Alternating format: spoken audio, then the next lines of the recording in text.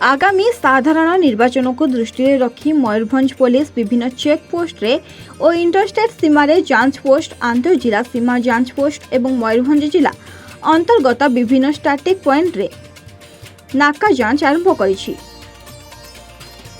एही परिप्रेक्षी रे Mayurbhanj जिलार SP S सुश्री और बारिपदा एडीपीओ निर्देश क्रमे झारपोखरिया थानार अधिकारी मृत्युंजय प्रधान तत्वावधान में 3 राज्य सीमा अंचल बॉम्बे छक बजार और जामसला ठारे पुलिस जांच आरंभ होगा सहित अंचल स्वतंत्र फोर्स टीम सहित पॉइंटरा मारिथिबा देखिबाकु मिलिछि।